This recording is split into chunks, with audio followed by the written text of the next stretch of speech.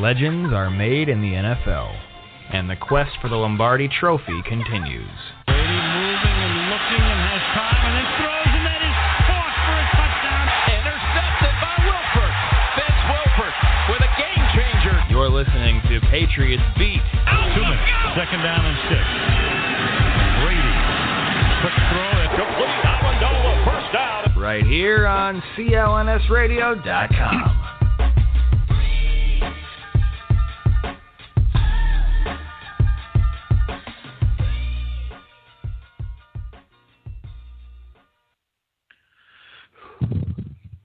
Well, good afternoon, everybody, and welcome to CLNS Radio's Patriots Beat. I am your host, Jeff Kane. You can find me on Twitter at BostonFatGuy, and I, of course, am the Patriots Beat manager for CLNSradio.com. We start a new show today, Patriots Beat. It'll be a weekly podcast at 1 p.m. on Sunday afternoons. I know that the Patriots are not in the Super Bowl, but we can still talk about the Super Bowl. We got a great game going on today between Denver and Seattle, so this should be pretty good to go. We'll see how things go. Call-in number, of course, for any guest that wants to join, 347-215-7771. And today's show is brought to you by the CLNS Radio YouTube channel, www.youtube.com/CLNS Radio. High-definition locker room interviews, full locker room interviews of the Boston Celtics and the Garden Report, the only HD post-game broadcast shot on the parquet floor at TD Garden. Without further ado, let's get in a little bit to today's game. Now, this is the Patriots Beat. Of course, we'll talk plenty about the Patriots, but Super Bowl Sunday is that one Sunday every single year where families and friends get together, they cook, they eat, they drink, they laugh, they cry. It's Super Bowl Sunday. Probably the best sporting event there, in my opinion. Am I upset that the New England Patriots are not in the Super Bowl? Yeah. Did I expect them to make it here? Not really. The Denver Broncos are high-flying. I mean, they scored 605 points this year. Just outdid everyone. Peyton Manning, at 37 years old, coming back from those neck surgeries 2 years ago, over 5,400 yards passing, 55 touchdowns. We saw what they could do. We saw what they were able to do to the New England Patriots. The Seattle Seahawks on the other side, a defensive juggernaut. Guys like Richard Sherman, guy's a little bit of a mouth, but he's a heck of a player. I'm telling you right now, he's a great player. I'll be joined later on in today's show by Paul Beyer of Double OT Radio in Seattle. He'll discuss the Seattle Seahawks with me, and we'll be looking forward to how things go there. But let's dive a little bit into the New England Patriots. We'll see what happens moving forward, as I said. But again, we do have a full show today, 347-215-7771. I believe I'm going to have my next guest on here. He, of course, is Paul Beyer, Double OT Radio in Seattle. And I got a little gift for him coming in right now, as Seattle, of course, is known for the 12th man. So let's see how this works.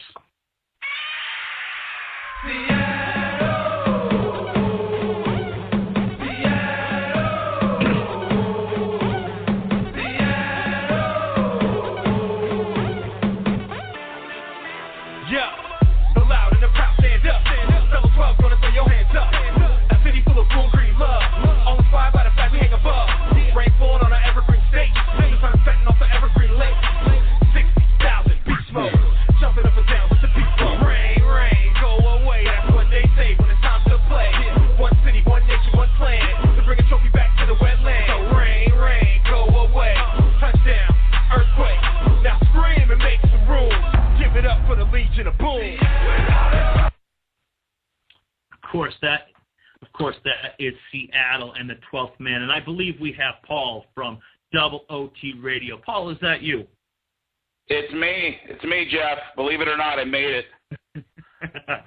You must be going insane. The 12's got to be going crazy out there as they get ready for a very tough opponent today in the Denver Broncos. What is the 12 Nation like right now?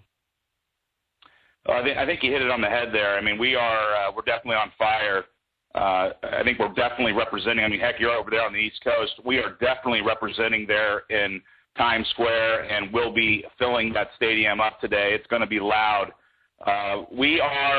We're a different kind of animal. I got to tell you, and I can appreciate Boston sports. I grew up loathing the Celtics, but I respect the heck out of Larry Bird. In fact, he's sitting in a framed poster above my office desk, just so you know. But yeah, we are definitely excited. This is a second time in 8 years for us getting to the big game. Obviously, you guys over there in Boston are very attuned to playing in the Super Bowl, so congratulations for that. But bottom line is we are excited. We expect a different result this time as opposed to 2005, and it's going to be game on here shortly. Well, you guys definitely have a better team this year than you did in 2005. I thought that 2005 squad was a little bit flawed. I mean, it basically relied on Sean Alexander. The defense wasn't great. Matt Hasselbeck, of course, Boston College alum, was a pretty decent quarterback. But I really didn't find that 2005 team to be as good as it should have been, as good as it could be. And this reincarnation that you have right now, this defense that you guys have put together right now, talk about it. Because we've all heard Richard Sherman, and people around the nation, they think he's a loudmouth. I think he's kind of a breath of fresh air. I love the fact that he talks smack, and you know what? He's from Stanford. The guy's not a dummy. Oh, sure, absolutely, yeah. I mean, here's the bottom line, okay? And let's get the Richard Sherman stuff out of the way. You're looking at a small window to try to understand. I mean, literally, 25 seconds to try to understand a guy at the heat of the moment. And for those that don't know who he is, I could totally see how people would be, taken aback by it. And look, he is one of the best guys, one of the smartest guys you'll ever meet. For one thing, the guy has I want to say overachieved, but that's really not doing him justice. The guy has worked his absolute tail off to get where he is. Not only in school and in the studies, but also on the field. I mean, you're talking about a guy who learned to play a position in his junior year after tearing up his knee in college. And he has now become, and I'll say arguably, I think he's the best cornerback, but hey, that's just my own personal opinion, but arguably the best cornerback in the NFL. And by just looking at the play he made on the last play of the NFC Championship to win it, you can see a guy who, one, he was actually in position for the deep ball, the deep fade in the corner, but Kaepernick underthrew the ball, and he came back with his left hand to make the tip. A lot of people don't talk about that. He was in position to make the play in the back corner of the end zone, but Kaepernick underthrew it, and he made the play of the year for, obviously, the Seattle Seahawks. So, the Sherman aspect of, if you want to know a guy, and I think you would agree with me on this, Jeff, if you think you can know a guy in 25 seconds and then decide how he's going to be for the rest of his life, then go ahead. That's called being very judgmental. If you want to learn about a guy and meet him and get to know him, look at what he's done, look at his interviews. You'll understand that the guy is extremely well-rounded, and he said something that, look, we don't like San Francisco here, but he said something that you can either like or hate. But as a person, the guy is still a good guy, and he's the right kind of guy that anybody in the NFL or anybody on a team in general would want to have, because he's a great teammate. So that's my Sherman stuff for you. As opposed to talking about the defense, you're right. This defense is just absolutely outstanding in every facet. So much of the attention goes to the Legion of Boom. And the four main pieces there. And I love how people have now plugged Byron Maxwell into the Legion of Boom, even nationally, and saying how unbelievable their corners are and all this. Literally 7 weeks ago, they were talking about how Byron Maxwell and Walter Thurman were going to have to come in for Brandon Browner. And, these guys are nobodies. They're not any good. How is the Legion of Boom going to be able to play now? They're definitely lost all their boom because they lost Browner. And now these guys are just as good. okay? I mean, that's just the way Seattle's been built, having cornerbacks that are all equally as good, outstanding, and that goes back to Pete Carroll and his secondary defensive back coaching background. But it doesn't just start with the Legion of Boom. It's a full meal service deal when it comes to the entire defense. You've got speed linebackers, height in some areas, K.J. Wright. Bobby Wagner is just outstanding in the middle. Malcolm Smith has come in and just been outstanding with K.J. Wright and his foot injury. On the front four, you have absolute beasts.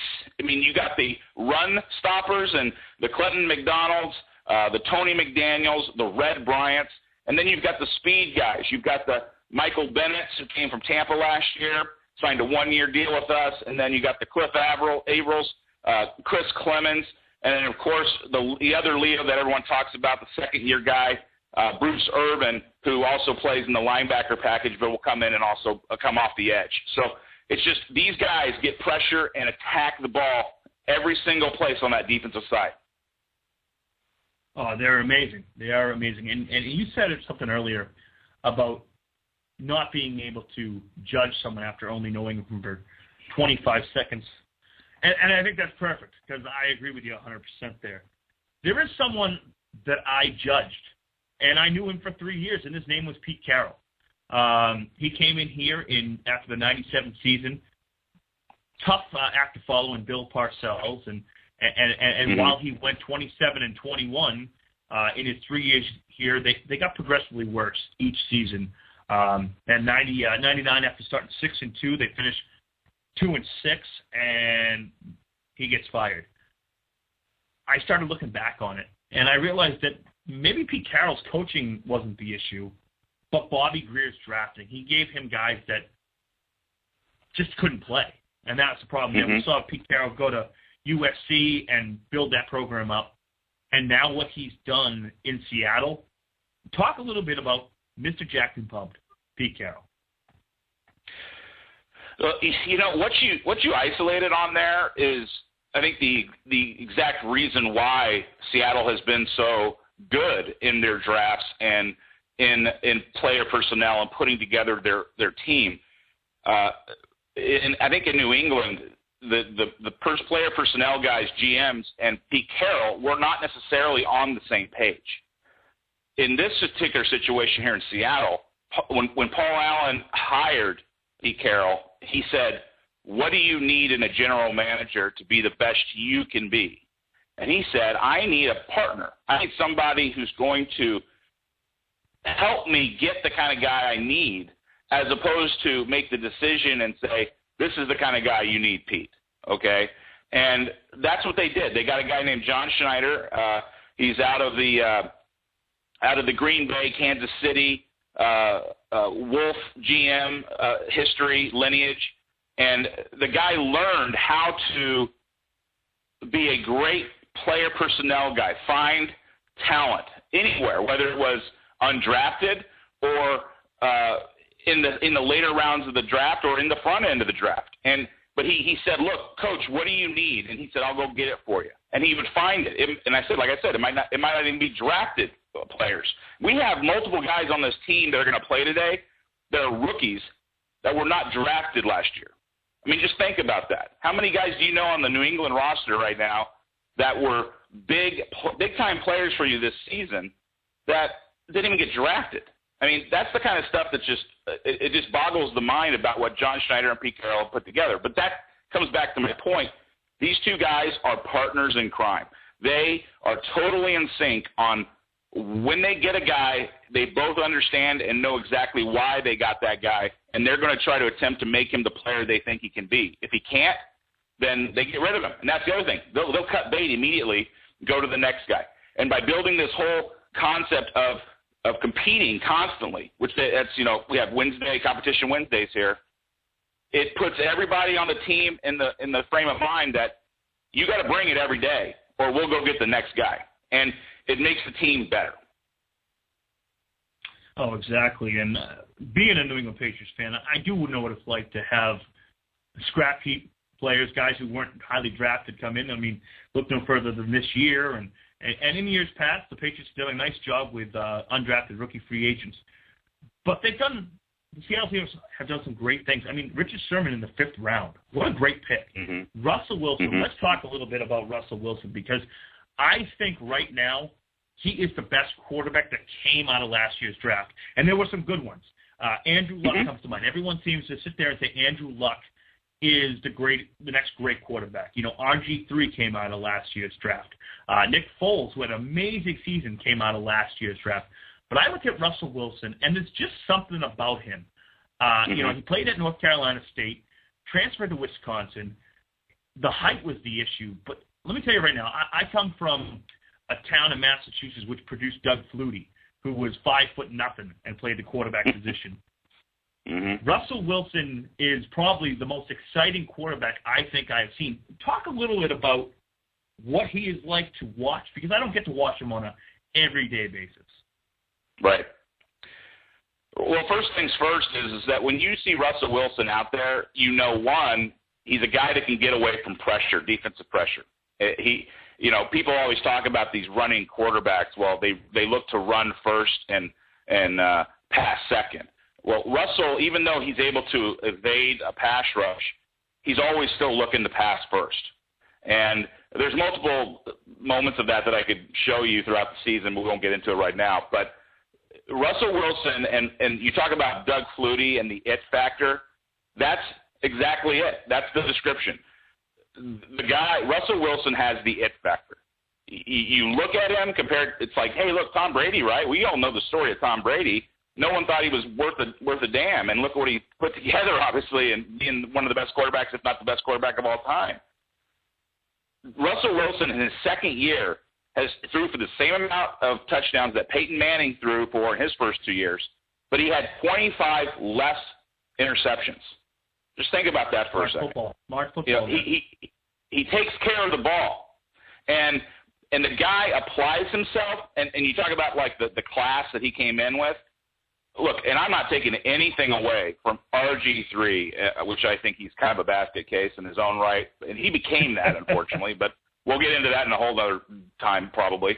But you talk about guys. Let's just talk about Andrew Luck, which I think is the other gem in that class.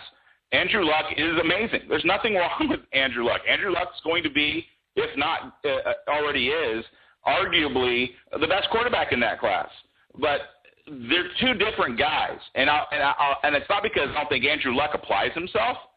I think Russell Wilson applies himself harder than any of them. I mean, that's just the way it is. The guy is working at a level that people just you rarely find. Last night, for instance, before I went to bed, I watched the Jerry Rice Football Life, and they talked about how he would come to practice 45 minutes before practice, do a full workout, go to practice, and then he'd still be out there for another hour after everyone went in, just running routes. That's the kind of guy Russell Wilson is.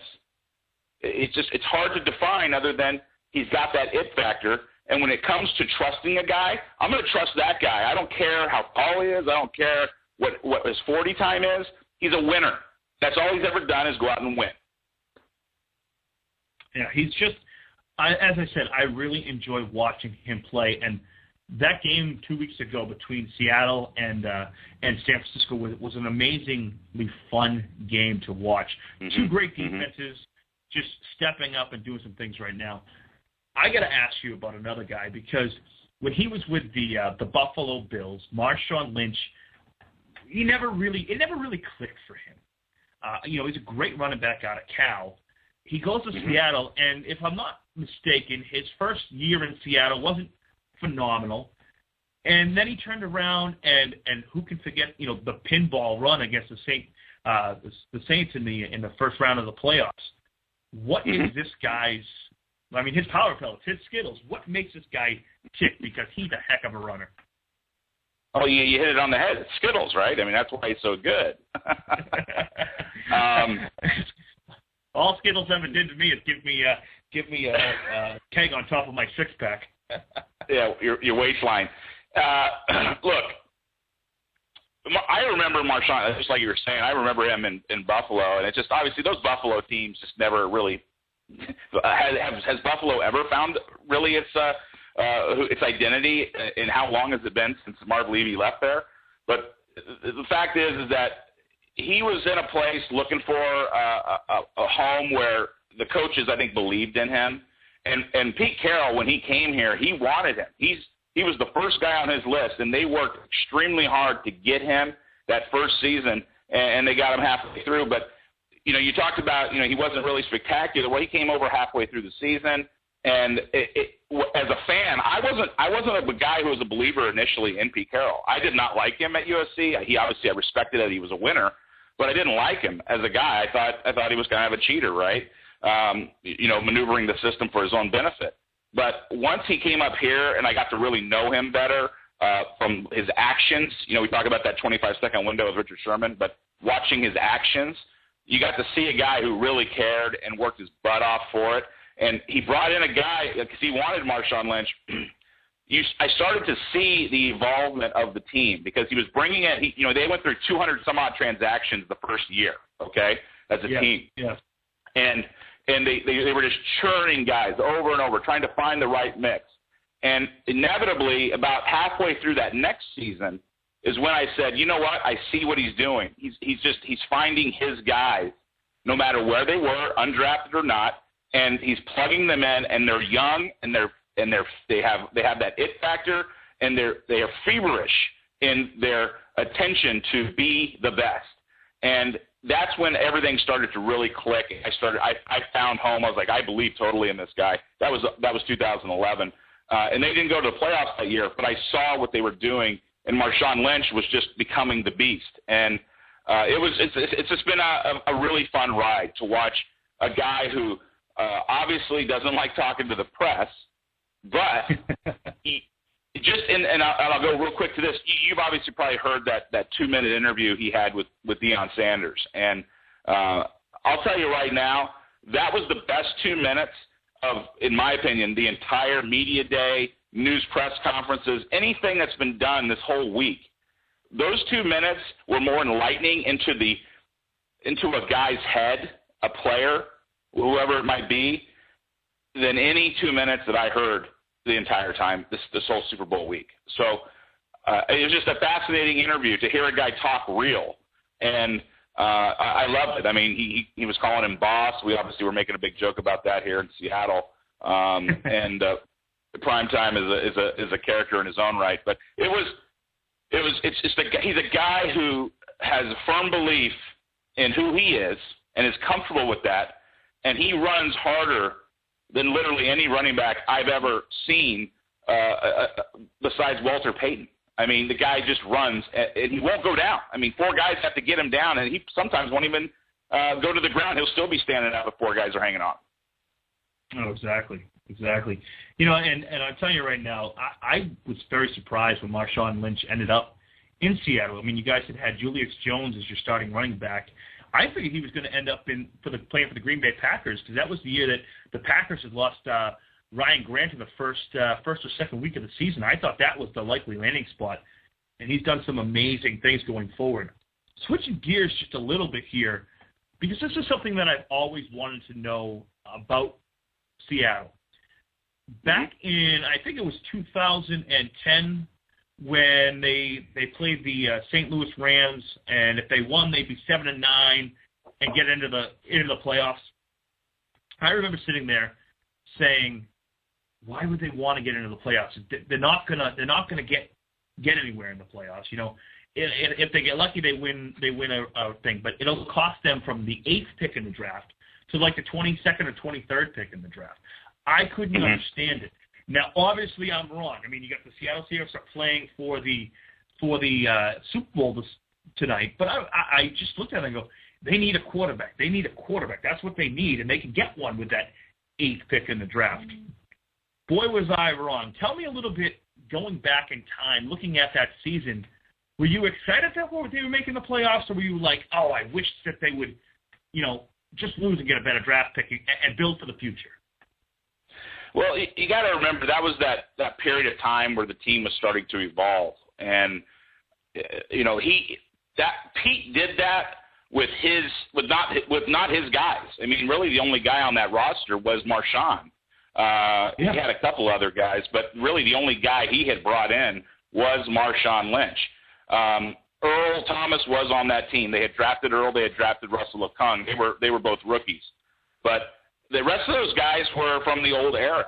And, that was Matt Hasselbeck's, kind of finale here that season, and obviously the Beastquake game with the Saints in the playoffs. But, look, you could sit here and say, well, they didn't deserve to be there and all that. And, like that game you're talking about against the Rams, they had that Sunday night game, and Charlie Whitehurst was their starting quarterback because Hasselbeck was banged up. I call Charlie Whitehurst touchdown Jesus because he looks like Jesus, right?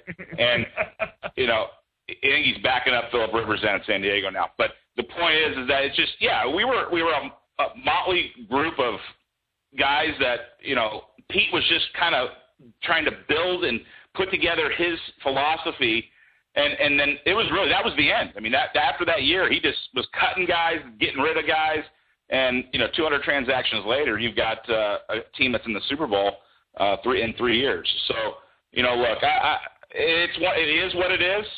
If the NFL wants to change rules and take teams out of that scenario, then that's up to them. But they did what they were given and did as well as you could imagine. And look, it's like we talked about. If you're going to lose, you don't lose games to get draft picks, unless you're Jacksonville, but that's a whole other story. But Jacksonville's getting better. Hey, look, Jacksonville's getting better. They got Gus Bradley. He's the RX defensive coach, and he's building something special in really the same mold that Pete Carroll did up here. And I think that also goes into the fact that Pete's, and you could disagree with this or not, and I respect, by the way, Bill Belichick. In my opinion, Bill Belichick's the best coach in all of anything, okay, just so you know. But I think Pete Carroll is redefining coaching and organization relation in general. I think you're going to see what's happening here in Seattle. You're going to see that same type of thing happening in Jacksonville. The owner there, the bumper guy who is a billionaire, he's allowed Gus Bradley to do the same thing down there that Pete Carroll did here. So I think you're going to see Jacksonville get a lot better, which I think is good for football. But they're doing it a different way. It's kind of like that yin yang, sheng wei, whatever, feng shui, whatever that whole concept is. It's just everything's working together, every aspect of the organization, and it's not old school, it's new school. So it's interesting to watch, and it's great to see, and it makes you feel comfortable as a fan knowing that the organization's in tune with where it's going. That's a great thing.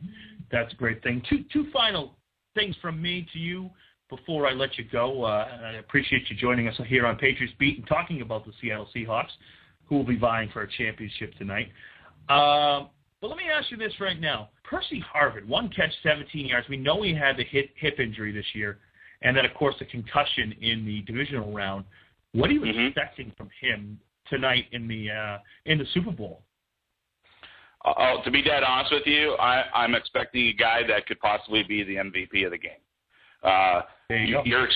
You're looking at a guy that, and I'll just say, I'll be real quick with this because then you got to probably get going. But you're talking about a guy that if they kick the ball, if Denver kicks the ball to him, because he's going to be returning kicks, he can go to the house at any moment. And Seattle's one of the best blocking kick return teams in all of the NFL. You saw that with Leon Washington, who you guys had for a little bit this last year. But Leon Washington was the best return guy in the game that nobody knew about. And now we have really the best guy, the fastest one, the best one, and you got now the best blocking group together. Look, I wouldn't be surprised if he takes one to the house today. So that's the first thing. Second, coming out of the field, he's going to get the ball from the backfield. He's going to get the ball thrown to him in the flat, and he's going to get the ball thrown to him in the seam.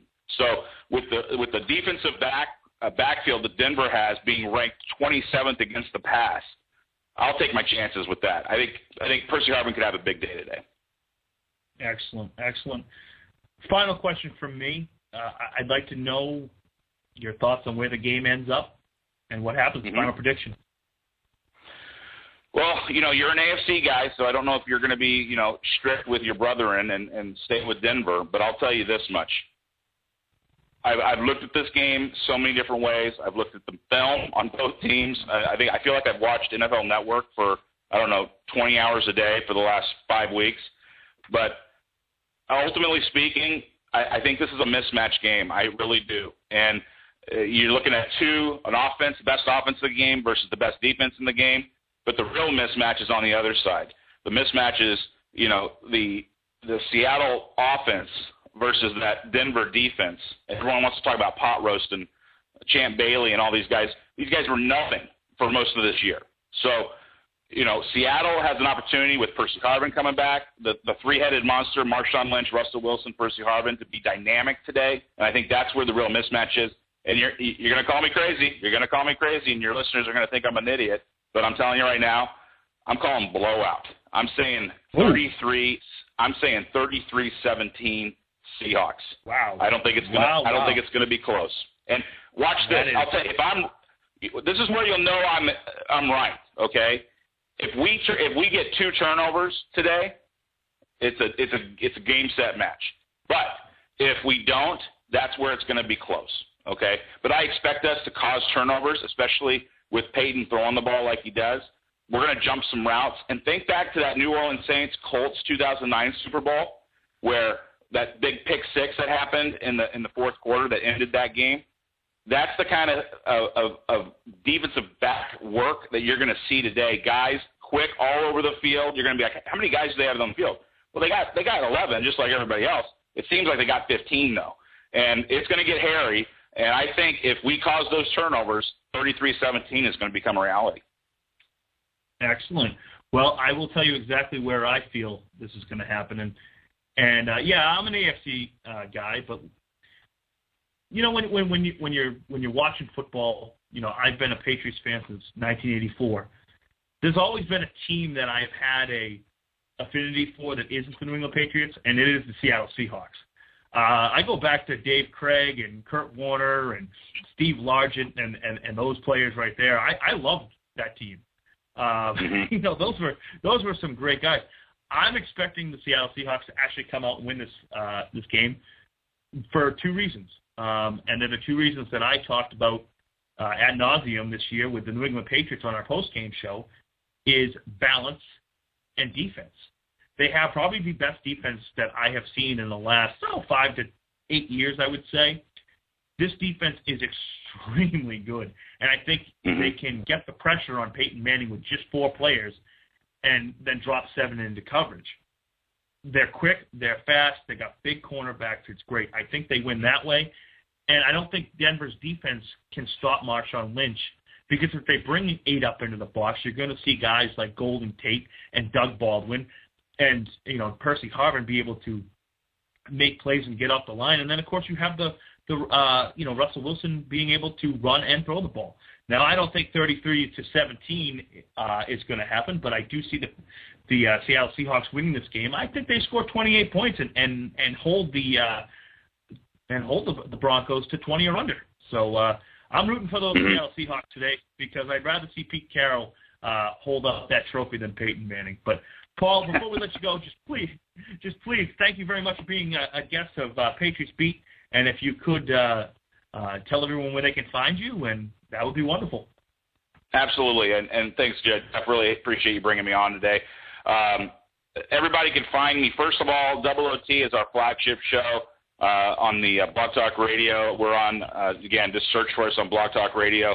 Also, I have my own show as part of that umbrella called 12 for 12s, which is all Seahawks, 12 topics for the 12th man. And you can find me on my website. It's 12for12s.com. That's number 12, FOR, 12s.com, 12 for 12s. And then, obviously, I'm on Twitter at PBizzle, PBIZZEL, talking Seahawks, talking whatever, pop culture, you name it. And obviously, we're getting into baseball season, so we'll be talking about that. And obviously, congratulations to you and your Bo Sox. Heck of a team. And obviously, one of the teams that, just so you know, from my side of the fence, I've always liked the Bo Sox. I hate the Yankees. So there you have it. But, hey, thanks again, Jeff, for bringing me on. And go Hawks. We got a big day ahead of us. There you go. Go Hawks. Go 12s.